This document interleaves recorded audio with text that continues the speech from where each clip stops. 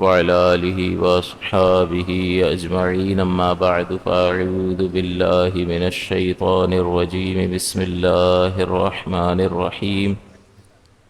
قال الله عز وجل في سورة الأنعام: قل إن صلاتي ونسكي ومحياي ومماتي لله رب العالمين لا شريك له وبذلك أمرت وأنا أول المسلمين. صدق الله العلي العظيم وصدق رسوله النبي الأمين. سورہ انعام کی 2 آیات مقدسہ آپ کی خدمت میں تلاوت کی. اس میں پہلی آیت میں اللہ تبارک و تعالی نے ارشاد فرمایا: قل، اے حبیب مکرم صلی اللہ علیہ وسلم، آپ کہہ دیجئے، ان صلاتی، کہ بے شک میری نماز، و نسکی، اور میری قربانیاں یا میری عبادات،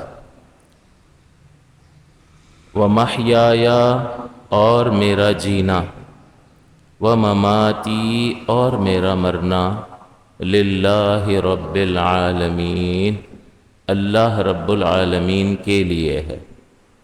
لا شریک لہ، نہیں ہے کوئی شریک اس کے لیے.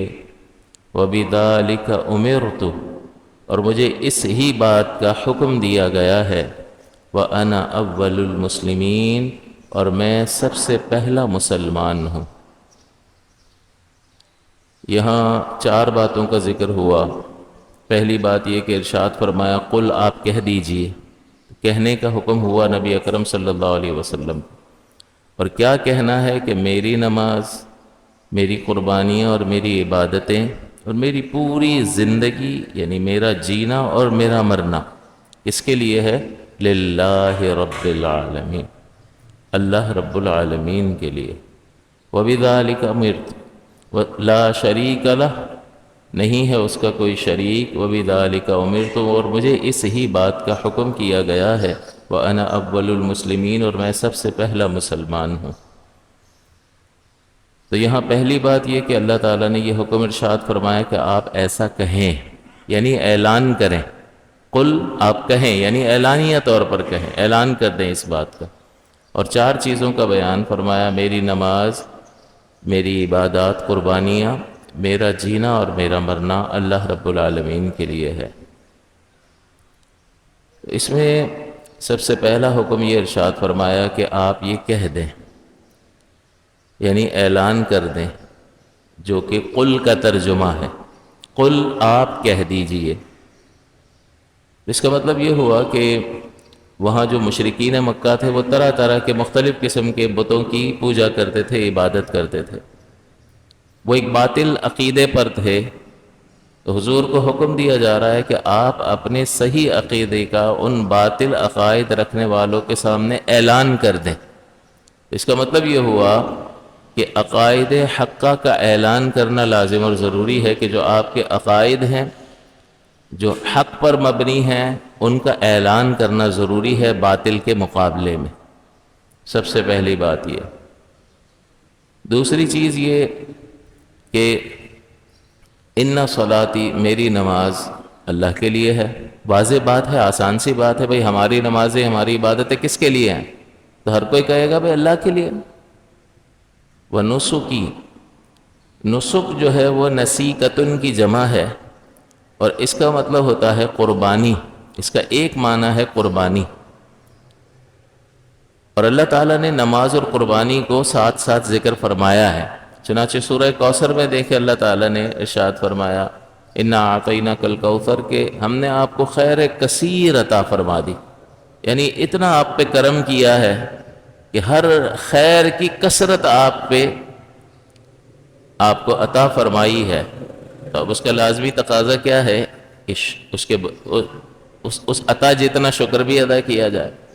تو پھر شکر ادا کرنے کے طریقے میں 2 چیزیں اللہ نے ذکر فرمائیں: فَصَلِّ لِرَبِّكَ وَانْحَرْ، کہ آپ اپنے رب کے لیے نماز پڑھیں، وَانْحَرْ، اور قربانی کریں. تو دیکھیں نماز اور قربانی کو دونوں کو ساتھ ساتھ ذکر فرمائیں. اسی طرح سے یہاں پر نسکی اور میری قربانیاں، ان صلاتی میری نماز، و نسکی اور میری قربانیاں، یہاں دونوں کو ساتھ ساتھ ذکر فرمایا۔ تو نسک کا ایک معنی ہے قربانیاں، دوسرا اس کا مطلب ہے کہ نسک کہا جاتا ہے، نسک یہ نسیکتن کی جمع ہے، اور اس کا مطلب ہوتا ہے ہر طرح کی عبادت کو نسیکتن کہتے ہیں، اور اس کی جمع نسک آتا۔ تو اب دائرہ اور وسیع ہو گیا، پہلے ترجمہ تھا، معنی تھا نسک کا مطلب قربانیاں، اور دوسرا اس کا معنی ہے تمام طرح کی عبادات کو نسک کہتے ہیں۔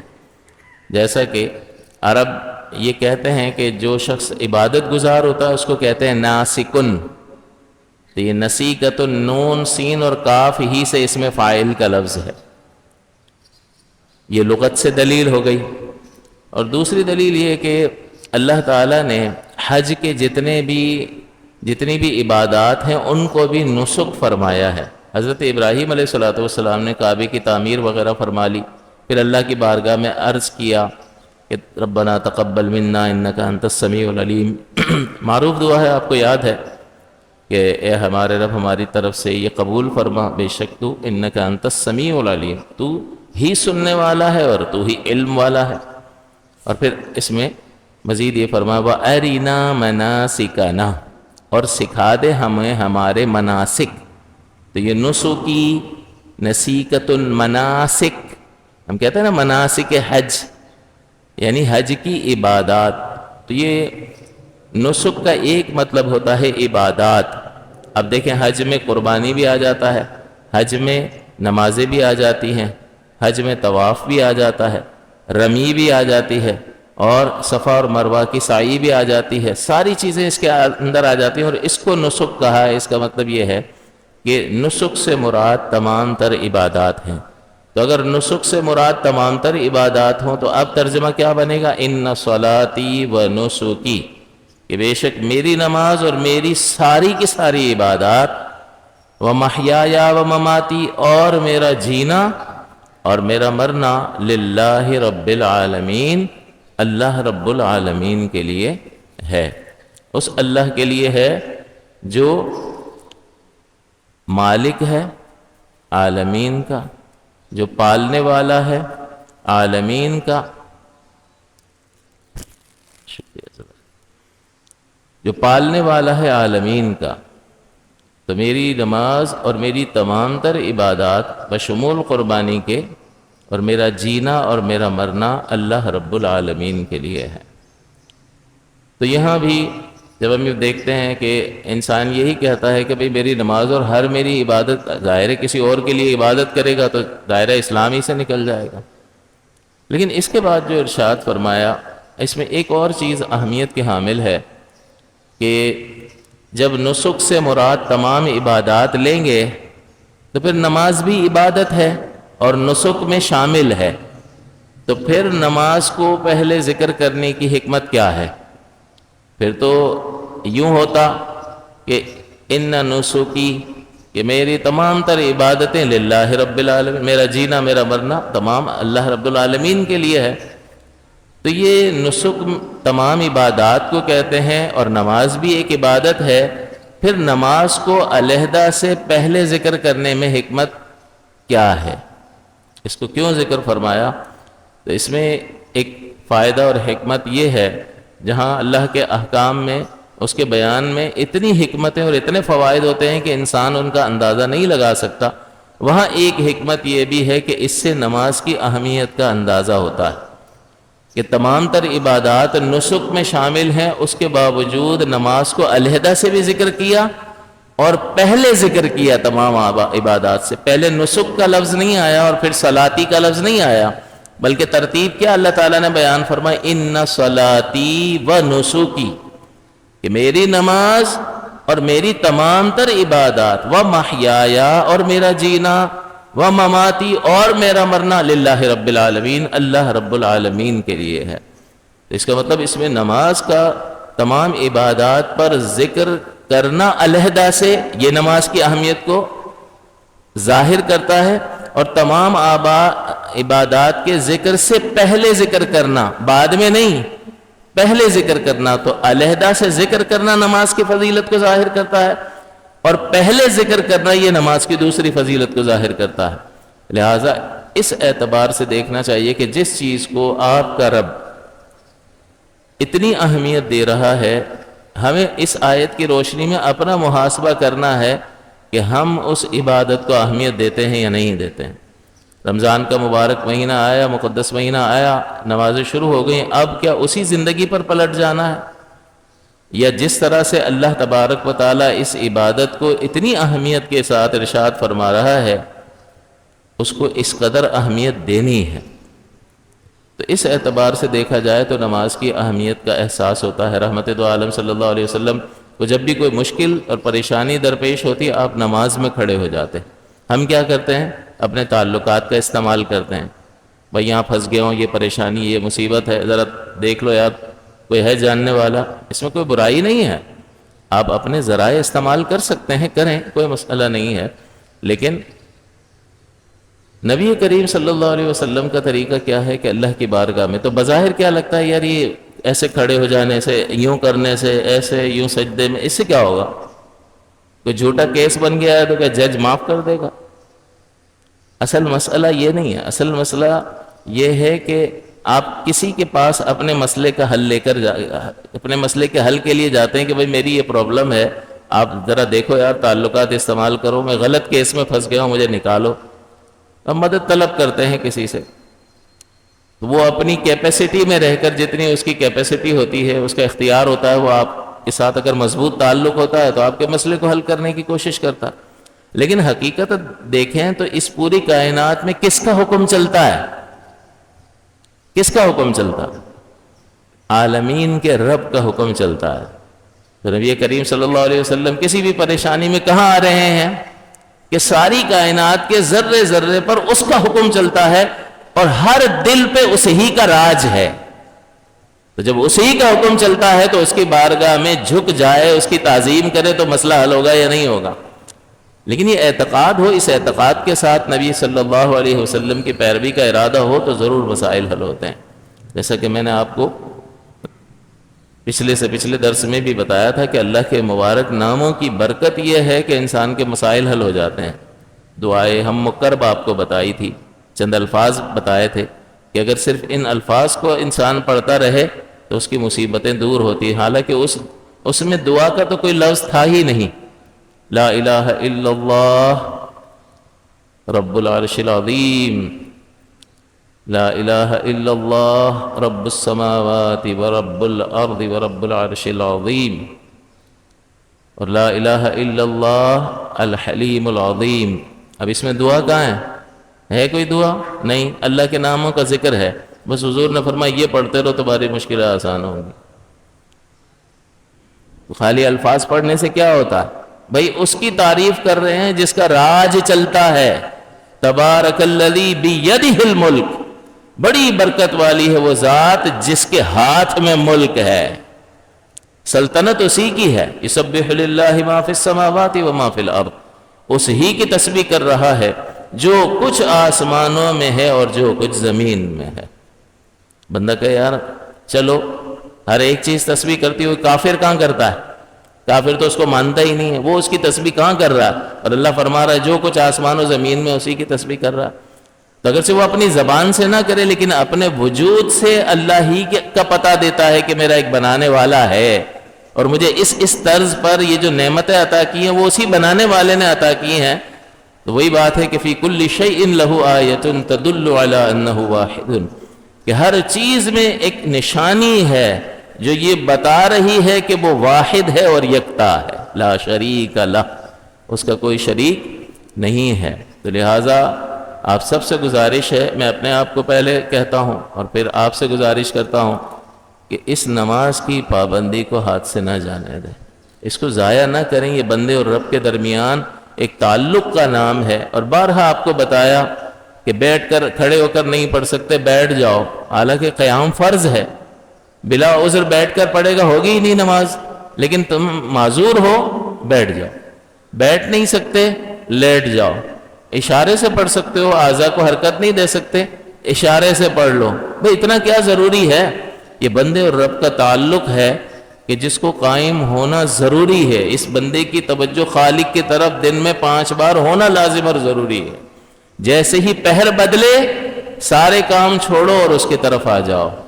صبح صادق ہو، پہر بدل رہا ہے، یہاں آ جاؤ. دوپہر ہو رہی ہے، پہر بدل رہا ہے، سارے کام چھوڑو، یہاں آ جاؤ. عصر میں پہر بدل رہا ہے، شدت گرمی کی کم ہو رہی ہے، پہر بدل رہا ہے، یہاں آ جاؤ سارے کام چھوڑ کر. مغرب میں غروب ہو رہا ہے، پہر بدل رہا ہے، یہاں آ جاؤ. عشاء میں تھوڑی رات گہری ہو رہی ہے، پہر بدل رہا ہے، یہاں آ جاؤ. تو جیسے جیسے پہر بدلتا ہے تم اپنے سارے کاموں کو چھوڑو اور یہاں آ جاؤ. پہلی بات کہ اپنے جسم کو یہاں پر لے آؤ، اور دوسری بات یہ کہ جس طرح سے تھوڑی دیر پہلے تم اپنے کاموں میں بڑی لگن کے ساتھ، بڑی چستی کے ساتھ اپنی تمام تر صلاحیتوں کو استعمال کرتے ہوئے لگے ہوئے تھے، اس ہی دل جمعی کے ساتھ، بلکہ اس سے بھی زیادہ دل جمعی کے ساتھ یہاں پر حاضر ہو. تو تمہارا بدن بھی حاضر ہونا چاہیے اور تمہارا قلب بھی حاضر ہونا چاہیے. تو اس اعتبار سے ہمیں اس قیمتی عبادت کو ضائع نہیں کرنا چاہیے. بتانے والا بتاتا ہے، بتا کر چلا جاتا ہے، لیکن اصل یہ ہے کہ سننے والے نے اس سے کتنا اثر قبول کیا. اگر قبول کر لیا، من عمل صالحا فلنفسہ، جس نے بھلائی کا کام کیا وہ اپنے بھلے کو کیا، ومن اساء فعلیہا، اور جس نے برائی کی تو اپنے ہی برے کو اس کا وبال اسی پر ہوگا. تو اگر کوئی قبول کرتا ہے اپنا فائدہ کرتا ہے، اور کوئی نہیں کرتا اور اس کو چھوڑ دیتا ہے، فائدہ نہیں اٹھاتا، تو وہ اپنا ہی نقصان کرتا ہے، اپنے آپ کو ہی برباد کرتا ہے. عنقریب موت کے جب جھٹکے آنا شروع ہو جائیں گے تو ساری پکچر کلیئر ہو جائے گی کہ کیا کیا کارنامے کر کے آیا، اور پھر پچھتاوے کے سوا انسان کے پاس کچھ بھی باقی نہیں رہ جاتا. تو نماز کو خاص اہمیت دینے کی ضرورت ہے. پھر اس میں ایک اور بات کہ 4 چیزوں کا ذکر کیا: میری نماز، میری عبادات، میرا جینا میرا مرنا اللہ رب العالمین کے لیے ہے، اور لا شریک لہ، اس کا کوئی شریک نہیں ہے. وَبِذَالِكَ أُمِرْتُ، اس ہی کا مجھے حکم دیا گیا ہے. تو جب اللہ کا کوئی حکم آئے تو ہمارے نبی کا صلی اللہ علیہ وسلم کیا طریقہ ہے؟ وَأَنَا أَوَّلُ الْمُسْلِمِينَ. مسلم اسلام سے نکلا ہے، اور اسلام کا مطلب ہوتا ہے ٹو سرنڈر، سر جھکا دینا، یہ ہے اسلام. تو حضور فرماتے ہیں وَبِذَالِكَ أُمِرْتُ، مجھے اس ہی بات کا حکم دیا گیا کہ میری نماز، میری عبادات اور قربانیاں، میرا جینا میرا مرنا رب العالمین ہی کے لیے ہے. مجھے اس ہی کا حکم دیا گیا.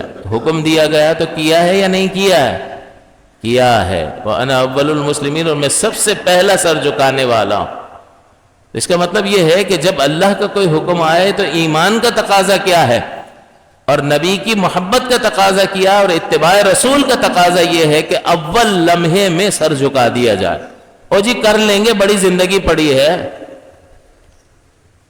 ہوتا رہے گا، ابھی تو جوانی کے دن ہے. حضور فرماتے ہیں وَبِذَالِكَ أُمِرْتُ، مجھے اس ہی کا حکم دیا گیا، وَأَنَا أَوَّلُ، میں سب سے پہلے گردن جھکانے والا ہوں. وجہ اس کی یہ بھی ہے کہ نبی پہلے مسلمان ہیں، سر جھکانے والے، اس لیے کہ ان پر حکم اترتا ہے، ان پر وحی آتی ہے تو پہلے حکم پر اطلاع تو انہیں ہوتی ہے، اور پھر وہ امت کو بتاتے ہیں تو سب سے پہلے وہی سر جھکاتے ہیں. وَأَنَا أَوَّلُ الْمُسْلِمِينَ. لیکن سر کیسے جھکاتے ہیں کہ بالکل جیسا اللہ تعالیٰ چاہتا ہے اس کی رضا کے موافق. سر منہ انحراف نہیں ہوتا کہ ذرا ادھر ادھر، اللہ کی رضا ہوتی ہے اس کے بالکل عین موافق نبی کی زندگی ہوتی، ایسے نہیں ہوتی، ذرہ برابر بھی اوپر نیچے نہیں ہوتی. وَأَنَا أَوَّلُ الْمُسْلِمِينَ. تو ایمان کا تقاضا کیا ہے کہ اللہ کا حکم آئے تو پہلے بننے کی کوشش کرو، سر جھکانے والوں میں ڈیلے مت کرو، کیونکہ کسی کے پاس کوئی موقع نہیں. اسی لیے امام شافعی رحمۃ اللہ علیہ کے نزدیک جو ہے ہر نماز کو اس کے ابتدائی وقت میں ادا کرنا مستحب ہے. غالباً امام شافعی ایسا فرماتے ہیں. ہمارے نزدیک علیحدہ مسئلہ ہے کہ ظہر تھوڑی ٹھنڈی ہو جائے، تھوڑی گرمی کم ہو جائے تو وہ مستحب وقت ہوتا ہے. لیکن امام شافعی فرماتے ہیں بھئی پتہ نہیں اگلے لمحے میں تمہارے ساتھ کیا ہو، تو بس نماز کا وقت شروع ہو گیا تو اول وقت میں اسے ادا کر لیا جائے. کیا معلوم آگے کیا پیش آئے. تو اس لیے اول علم حاصل کرنے میں اول، عبادات میں اول، معاملات میں شریعت کے موافق ہونے میں اول، اور اپنے باطن کی پاکیزگی کے سلسلے میں اول ہونا ضروری ہے. تو لہٰذا اب اس آیت کی روشنی میں اپنا بھی محاسبہ کریں. نبی کریم تو یہ کر رہے ہیں اور کر کے گئے اور ہمیں سکھا کر چلے گئے. ہم اول ہیں اللہ کے حکم کے آگے؟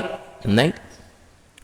پھر دوسری بات یہ کہ ہر ایک یہ کہے گا کہ بھائی ہماری نماز بھی اللہ ہی کے لیے ہے، رب العالمین کے لیے، اور ہماری تمام عبادات اللہ کے لیے. اب ایک وسیع مفہوم ذکر کیا جا رہا ہے، اور میرا جینا. اب یہ کتنا بڑا وسیع مفہوم ہے. جینے میں تو بیٹھنا بھی آ جاتا ہے، اٹھنا بھی آ جاتا ہے، سونا بھی آ جاتا ہے، جاگنا بھی آ جاتا ہے، کھانا پینا بھی آ جاتا ہے، بات کرنا بھی آتا ہے، دیگر زندگی کے اور معاملات بھی آ جاتے ہیں. لیکن یہاں پر کیا؟ اور میرا جینا اور میرا مرنا اللہ رب العالمین کے لیے. اب اس اعتبار سے اپنا محاسبہ کرنا ہے کہ ہمارا جینا اور ہمارا مرنا کس کے لیے ہے؟ اپنے نفسانی خواہشات کے لیے. میرے باطن سے ایک آواز آئی کہ ایسا لباس پہننا ہے. اب نبی جو بھی پہنتے ہیں مجھے اس کی پرواہ نہیں ہے، میں اپنی مرضی سے چلوں گا. I live as I want. میں جیوں گا ویسے جیسے میں چاہوں گا. میرے نبی کی داڑھی تھی، مجھے اس سے کوئی سروکار نہیں ہے. ہمیں قرآن سناؤ، ہمیں حدیث سناؤ، ہمیں کوئی فرق نہیں پڑے گا. ہم نہیں رکھیں گے، نہیں رکھیں گے، نہیں رکھیں گے. تو نہ رکھو بھائی، اس میں ہم پر کوئی احسان تو نہیں کر دو گے. آپ کو بتا دیا، رکھتے ہو تو رکھو، نہیں رکھتے ہو تو آپ جواب دے دینا. غلامی رسول میں موت بھی قبول ہے، نعرے بڑے لگا رہا ہوتا. یہی جھنڈا لے کر آ جائے گا میلاد کے جلسے میں اور خوب آگے نکل کے نعرے لگا رہا ہوگا. بس نعرے کی حد تک. غلامی رسول میں غلامی رسول کا مطلب کیا ہے؟ رسول کی غلامی کا مطلب کیا ہے؟ اتباع اور پیروی کرنا. اور شکل تو حضور جیسی بنا نہیں سکتا ہے. تو یہ باطن سے ایک آواز آ رہی ہے اور اس کے مطابق جینا ہے. حالانکہ قرآن کیا کہتا ہے؟ وَمَحْيَايَ، اور میرا جینا وَمَمَاتِي، اور میرا مرنا کس کے لیے ہے؟ للہ رب العالمین. لیکن ہم کہتے ہیں نہیں بھائی، ہم اپنی مرضی سے جئیں گے. احکام شرع ہمارے نزدیک سپر اسٹور کی آئٹم کی طرح ہیں. ایک ٹرالی لے کر سپر اسٹور میں جائے گا، جو آئٹم اس کو پسند آئے گا وہ لے گا، باقی چھوڑ دے گا. تو چلو سپر اسٹور میں تو ایسی چیزیں بھی پڑی ہوتی ہیں جو ہماری ضرورت کی نہیں ہوتی ہیں. لیکن اللہ تبارک و تعالیٰ کے جتنے بھی احکام ہیں ہمارے لیے ضروری ہیں یا نہیں ہیں؟ جس نے ہمیں پیدا کیا ہے وہ جانتا ہے کہ واقعتاً حقیقتاً ایک انسان جو صورتاً انسان نظر آتا ہے، وہ انسان اسی صورت میں بن سکتا ہے جب خالق کی بھیجی ہوئی ہدایات کے مطابق عمل کرے گا، تب وہ انسان ہے. ورنہ انسان تو ہے صورتاً، لیکن حقیقتاً جو ہے وہ شکل کے اعتبار سے انسان ہے، لیکن عمل کے اعتبار سے وہ حیوان ہی کی طرح ہے. کھاتا پیتا ہے، بچے پیدا کرتا ہے اور دنیا سے رخصت ہو جاتا ہے. یہ تو زندگی کا مقصد نہیں تھا. یہ تو کتے بلے بھی کر رہے ہوتے ہیں. یہ ہم نے کر لیا تو کون سا کمال اور امتیاز کیا ہے؟ اشرف المخلوق، تمام مخلوق میں اشرف. تو یہ شرف اور یہ فضیلت اسے کس لیے حاصل ہے؟ اگر یہ انہی کاموں کی وجہ سے افضل ہو تو پھر افضلیت کا کوئی کرائیٹیریا کیا ہے؟ یہ سمجھنے کی ضرورت ہے کہ محیایا و مماتی، میرا جینا میرا مرنا تو بھئی میری مرضی کے مطابق ہوگا. لیکن اللہ کیا فرماتا ہے؟ حضور کی بات ہے کہ اے مصطفیٰ آپ کہہ دیں میری نماز، میری عبادات، میرا جینا اور میرا مرنا. جینا اور مرنا. سوال یہ پیدا ہوتا ہے کہ کیا اتنی وسعت کے ہر عمل عبادت بن سکتا ہے؟ تو بالکل. ایک عادت والا کام بھی عبادت بن سکتا ہے نیت کی وجہ سے. اگر بندہ نیت کرے تو نیت کی وجہ سے عبادت بن سکتا ہے. جیسے میں کھانا کھا رہا ہوں تو اس میں اگر میں یہ نیت کروں کہ یہ کھانا کھانے سے جو مجھے توانائی حاصل ہوگی، سب سے پہلی بات کہ میں حلال کھاؤں گا، حرام اور شبہ والے لقمے کو چھوڑ دوں گا. اور دوسرا یہ کہ یہ جو لقمے میں اپنے پیٹ میں لے کر جا رہا ہوں، اس سے جو توانائی مجھے حاصل ہوگی میں اس توانائی کو اللہ کی فرما برداری میں استعمال کروں گا. اب یہ جتنے لقمے بھی کھائے گا اس پر اس کو اجر دیا جائے گا. تو ایک عادت جو ہے وہ عبادت کس طرح سے بن جاتی ہے؟ نیت کے ساتھ بن جاتی ہے. اسی طرح سونا ایک عادت ہے. نہیں سوئیں گے تو بیمار ہو جائیں گے. نیند ضروری ہے. نیند نہیں آتی تو ڈاکٹر سے دوائی لینے چلے جاتے ہیں کہ ڈاکٹر صاحب کو گولی لکھ دو، طبیعت ٹھیک نہیں ہے. یہ نیند کس طرح عبادت بن سکتی ہے کہ اس میں بندگی، میں اس لیے سو رہا ہوں کہ بالکل طبیعت میں حشاشت یعنی حشاش بشاش طبیعت ہو جائے گی، دوبارہ توانائی حاصل ہوگی، انرجی حاصل ہوگی، اور میں اس توانائی کو اللہ کی فرما برداری پہ استعمال کروں گا۔ تو یہ عادت جو ہے وہ نیت کے ذریعے عبادت میں تبدیل ہو سکتی ہے۔ رحمت دو عالم صلی اللہ علیہ وسلم نے فرمایا کہ ایک شخص جو ہے وہ اپنی زوجہ سے ازدواجی تعلق قائم کرتا ہے، یہ بھی اس کے لیے صدقہ ہے، یعنی اس پر اجر دیا جائے گا۔ صحابہ نے حیرت کا اظہار کیا کہ حضور، اس میں تو انسان اپنی ایک طبعی اور فطری ضرورت اور اپنی خواہش کو پورا کرتا ہے، اس میں اجر کس بات کا؟ تو حضور نے فرمایا کیا اگر وہ اس ضرورت کو، اس خواہش کو حرام کے ذریعے پورا کرتا تو گناہگار ہوتا یا نہیں؟ صحابہ نے عرض کیا گناہگار ہوتا۔ تو فرمایا پھر اسی طرح سے اگر وہ اس کو جائز ذریعے سے پورا کرے گا تو اس کے لیے یہ صدقہ لکھا جائے گا، عبادت لکھا جائے گا۔ تو اصل نیت کی وجہ سے انسان کی ساری زندگی عبادت بن سکتی ہے۔ اسی طرح اگر کوئی شخص جو ہے، کسی نے پوچھا کہ بھئی تم نے صبح کس حال میں کی؟ زندگی، پوری زندگی اللہ کے لیے ہونے کا کیا مطلب ہے؟ ایک تو یہ میں نے آپ کو بتا دیا کہ ہر عمل میں اچھی نیتیں کرو تو تمہاری زندگی جو ہے وہ اللہ کے لیے بن جائے گی۔ تمہارا اٹھنا، تمہارا بیٹھنا، تمہارا کھانا، تمہارا پینا، تمہارا دیکھنا، تمہارا سوچنا، اس میں اچھی نیتیں شامل ہوں تو یہ عبادت بن جائے گی۔ اور ایک شخص نے کسی سے پوچھا کہ بھئی جو تم نے صبح کس حال میں کی؟ تو اس نے کہا یار میرا تو اتنی مصیبتیں اتنی ہیں نا، اتنی تکلیفیں ہیں کہ میں تو اس بات کو پسند کرتا ہوں کہ اس زندگی سے تو مر جانا بہتر ہے۔ پریشان ہے، اس پریشانی کا اتنا پریشر لیا ہوا ہے کہ یہ لفظ اس کی زبان سے نکل رہے ہیں کہ اس سے تو موت آ جائے تو اچھا ہے۔ دوسرا شخص جو پوچھ رہا ہے اس نے کہا میں صبح اس حال میں کرتا ہوں کہ اللہ نے جو فیصلہ میرے لیے کر دیا ہے میں اس کو محبوب رکھتا ہوں۔ اگر اس نے میرے لیے کسی نعمت کا فیصلہ کیا ہے تو میں اس کو محبوب رکھتا ہوں اور اس کا شکر ادا کرتا ہوں، اور اگر اس نے کسی تنگی اور تکلیف کا میرے لیے فیصلہ کر لیا ہے تو میں اس فیصلے کو محبوب رکھتا ہوں اور اس پر صبر کرتا ہوں۔ اگر اس نے کسی آزمائش میں بلا میں مبتلا کرنے کا ارادہ کیا ہے تو میں اس کو محبوب رکھتا ہوں۔ بس جو میرا رب میرے لیے فیصلہ فرما دے، وہ ظاہری اعتبار سے مجھے خوش کرنے والا ہو یا ظاہری اعتبار سے میرے لیے کسی تنگی اور تکلیف کا سبب بن رہا ہو، لیکن چونکہ سورس ایک ہی ہے، وہ اللہ ہی کی طرف سے آ رہا ہے، تو میں اسے محبوب رکھتا ہوں۔ میں صبح اس حال میں کرتا ہوں کہ کوئی تکلیف یا تنگی آتی ہے تب بھی میں اسی کے ساتھ، اسی کے فیصلے کے حق میں کھڑا رہتا ہوں، اور اگر کوئی نعمت ملتی ہے تب بھی اسی کے فیصلے کے حق میں کھڑا رہتا ہوں۔ فیصلے کے حق میں کھڑا ہونے کا مطلب کیا ہے کہ تکلیف اور تنگی آتی ہے تو میں صبر کرتا ہوں اور اس پر راضی رہتا ہوں۔ تو تکلیف میں رضا اور صبر ضروری ہے۔ تو یہ زندگی، یہ پوری زندگی کس کے لیے بن جائے گی؟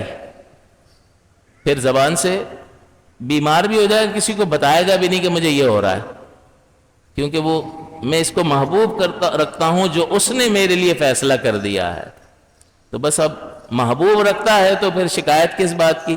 وہ پی جائے گا اس کو، کوئی ٹھوکر لگی، کوئی تکلیف ہوئی، کسی نے گالی بک دی، کسی نے اذیت پہنچائی، تو اس کے ساتھ جو معاملہ کیا اپنے دفاع کے سلسلے میں جائز طریقے سے وہ ٹھیک ہے۔ فَإِنْ عَاقَبْتُمْ فَعَاقِبُوا بِمِثْلِ مَا عُوقِبْتُمْ بِهِ، کہ اگر تم بدلہ لینا چاہتے ہو، کسی نے تمہارے ساتھ ظلم کیا تو اتنی ہی سزا دے سکتے ہو جتنی اس نے تمہیں تکلیف پہنچائی ہے، اور اگر صبر کر لو تو تمہارے لیے بہتر ہے۔ تو بدلہ لے سکتے ہیں لیکن اتنا ہی جتنی تکلیف پہنچائی گئی ہے۔ لیکن ایک ہے بدلہ لینا اور ایک ہے رب سے تعلق، یا اللہ یہ کیا ہے، میرے ساتھ کیوں ہوتا ہے، سبھی میرے پیچھے لگے ہوئے ہیں۔ جو اللہ کے فیصلے کو محبوب رکھتا ہے وہ خاموش رہتا ہے، کیونکہ سورس ایک ہی ہے، رب العالمین کی طرف سے سب کچھ آ رہا ہے۔ تو وہ صبح میں نے اس حال میں کی کہ اگر کوئی پریشانی والی چیز ہے تب بھی میں اسے محبوب رکھتا ہوں، اور اگر کوئی نعمت ہے تب بھی میں اسے محبوب رکھتا ہوں۔ پریشانی ہوتی ہے تو میں اس کی رضا پر راضی رہ کر صبر کرتا ہوں، اور کوئی نعمت حاصل ہوتی ہے تو میں شکر ادا کرتا ہوں اور اس کی عبادت کی طرف متوجہ ہوتا ہوں۔ پھر وہ نعمت مجھے اللہ سے غافل نہیں کرتی ہے کہ بہت سارا مال آ گیا تو اسی میں لگ گئے اور اللہ ہی کو بھول گئے۔ پہلے نہیں تھا تو 5 وقت کی نماز باجماعت ہو رہی تھی، اب اتنے بزی ہو گئے اپنے کاروبار میں کہ جماعتیں چھوٹنے لگ گئیں۔ چھوٹنا شروع ہو گئے تو اس کا مطلب یہ تو پہلے سے نیچے چلا گیا. ہونا کیا چاہیے تھا کہ کوئی نعمت حاصل ہوئی ہے تو شکر ادا کرے اور عبادت میں اور زیادہ کوشش کرے. یہ ہے محیایا و مماتی للہ رب العالمین، کہ میرا جینا اور میرا مرنا اللہ رب العالمین کے لیے ہے. تو اس لیے ہم اپنے آپ کو دیکھیں کہ ہم اپنی اس آیت مقدسہ کی روشنی میں اس پر کتنا پورا اترتے ہیں. اگر اس اعتبار سے دیکھا جائے تو 3 طرح کے لوگ ہمارے سامنے آتے ہیں کہ بعض لوگ ایسے ہیں کہ اس آیت پہ 0% عمل کرتے ہیں، یا تھوڑا سا 0 سے کچھ پلس ہوگا. انہیں کوئی سروکار نہیں ہوتا کہ جمعے کا دن ہے یا کوئی عام دن ہے، کوئی خاص رات ہے یا عام راتیں ہیں، ان کی زندگی میں کوئی تبدیلی نہیں. رمضان کا مہینہ ہے، برکت والا مہینہ، اللہ کی رحمت کے نزول کا مہینہ ہے یا نہیں ہے، انہیں کوئی اس سے فرق نہیں پڑتا. اس طرح کے لوگ بھی معاشرے میں موجود ہیں. تو اگر ان کی زندگی کو اس آیت کے مقابل رکھا جائے تو بالکل صفر ہے، 0% یا نیئر اباؤٹ 0%. تو یہ آیت جو اتری ہے، اے مصطفیٰ صلی اللہ علیہ وسلم آپ کہہ دیجئے کہ بے شک میری نماز، میری عبادات، میرا جینا، میرا مرنا اللہ رب العالمین کے لیے ہے. تو میں بھی اپنے آپ کو اس آیت کے سامنے رکھوں گا یا نہیں رکھوں گا، اور اپنا محاسبہ کروں گا یا نہیں کروں گا کہ اس آیت پر عمل کے اعتبار سے یا اس آیت کے تعلق کے اعتبار سے 3 طرح کے لوگ بنتے. ایک وہ ہے کہ جس کی زندگی میں کوئی فرق نہیں پڑتا ہے، چاہے کوئی بھی دن ہو، کوئی بھی رات ہو، کوئی بھی مہینہ ہو، اس کی زندگی میں کوئی تغیر اور تبدل پیدا نہیں ہوتا. گویا کہ بس یہ ہے کہ میں اپنی مرضی کی زندگی، جیسا کہ میں نے عرض کیا کہ میری زندگی للہ رب العالمین نہیں ہے، اللہ رب العالمین کے لیے نہیں ہے میرا جینا مرنا، بلکہ جو اندر سے آواز اٹھے گی میں اس کو لبیک کہوں گا. چاہے وہ گناہ کی بات ہو میں اس کو مانوں گا، جو میرے من میں آئے گا میں وہ کروں گا. تو پھر یہ کون سا شخص ہے کہ ہونا کیا چاہیے؟ ان صلاتی و نسکی و محیایا و مماتی، کس کے لیے؟ للہ رب العالمین. لیکن یہ کیا کہہ رہا ہے؟ محیایا و مماتی، اپنی زندگی سے ہمیں دکھا رہا ہے کہ میرا جینا اور میرا مرنا عالمین کے لیے، اپنے نفس کے لیے ہے، اپنی خواہشات کے لیے. باقی میں اللہ اور اس کے رسول کے احکام کو ایک طرف رکھتا ہوں، جتنا میرا دل کرے گا اتنا میں کروں گا. اور بعض تو ایسے ہیں کہ 0% ہے. تو اس آیت مقدسہ کی روشنی میں ایک اسٹینڈرڈ مقرر کیا ہے شریعت مطہرہ نے کہ ایک مسلمان کی زندگی کیسی ہونی چاہیے. میرا جینا اور میرا مرنا صرف اللہ رب العالمین کے لیے ہے. تو اب وہ اپنا محاسبہ کرے، میں اپنا محاسبہ کروں کہ میرا جینا اور میرا مرنا کس قدر اللہ رب العالمین کے لیے. اور یہ دن کی بنیاد پر ہوگا، روزانہ جو 24 گھنٹے ہیں اس میں اپنا محاسبہ کر لے کہ یہ 24 گھنٹے اس میں سونے کا جو وقت ہے اس کو بھی عبادت بنایا جا سکتا ہے کہ اس سے جو توانائی حاصل ہوگی وہ میں اللہ کی فرمانبرداری پر خرچ کروں گا. تو یہ سونا بھی عبادت ہے. وہ سونے کے گھنٹے نکال دو، اس کے علاوہ جتنے گھنٹے جاگ رہا ہے اس میں اپنا محاسبہ کرے کہ جی رہا ہے یا نہیں جی رہا. تو اس میں محیایا، میرا جینا، و مماتی، اور میرا مرنا للہ رب العالمین ہے یا نہیں ہے، رب العالمین کے لیے ہے یا عالمین کے لیے ہے. رب کو نکال دیا بیچ میں سے معاذ اللہ تو اپنا خسارہ کیا. تو ہم میں سے اکثر جو ہے وہ اپنی نفسانی خواہشات کے پیچھے چل رہے ہوتے ہیں. تو ایک تو وہ شخص ہے کہ جو بالکل 0 ہے اس آیت کے مقابل. دوسرا وہ ہے کہ جو اعلیٰ ترین، بالکل جس اس کا اپوزٹ، جو انبیاء کی زندگی ہے، جو صحابہ کی زندگی ہے، جو صدیقین کی زندگی ہے، جو صالحین کی اور شہداء کی زندگی ہے، وہ اس پر 100% پورا اترتے ہوئے دکھائی دیتے ہیں کہ ان کا جینا، ان کا مرنا، ہر ان کا عمل جو ہے اللہ رب العالمین کے لیے ہوتا ہے. ہر عمل ان کا اللہ تعالیٰ کی رضا کے لیے ہوتا. تو ایک دوسرا اعلیٰ ترین طبقہ ہے. اور تیسرا یہ ہے، تیسرا طبقہ وہ ہے کہ 30% عمل کر لیں گے، 70% نہیں کریں گے، 40%، 60%، 50-50. کبھی موقع لگے گا تو گناہ کے کام بھی کر لیں گے. ویسے نمازیں پڑھ رہا ہے، روزے رکھ رہا ہے، اللہ کے حکم پر عمل کر رہا ہے. گھر میں شادی ہوئی تو میوزک شروع کر دیا. بھئی اللہ نے تجھے نعمت دی ہے، اور نعمت میں کیا ہونا چاہیے تھا کہ شکر کرتا کہ اللہ نے یہ دن دکھایا ہے، اور اس کی عبادت میں اور فرما برداری میں اور آگے بڑھتا. اس کو یہ نعمت ملی ہے تو یہ اترا کر ڈھول ڈھماکے اور عورتوں مردوں کا اختلاط اور ایسی محفل جو گناہ پر مشتمل ہوتی ہے، اس کو یہ سوچتا ہے. نیا کاروبار شروع کرتا ہے تو میوزک لگا کے بیٹھ گیا. کیا میوزک سے تمہیں گاہک ملے گا؟ اس کے علاوہ گاہک نہیں مل سکتا ہے. آپ نے دیکھا ہوگا کہ جو انوگریشن کرتے ہیں نئے بزنسز کا، اس میں اللہ کی فرما برداری پر کتنا مشتمل ہوتا ہے اور اپنی مرضی کے موافق اور شیطان کے طریقے پر کتنا ہوتا ہے. تو تیسرا بیچ والا طبقہ وہ ہے کہ بعض چیزیں کرے گا اور بعض چیزیں اپنی مرضی کی کرے گا.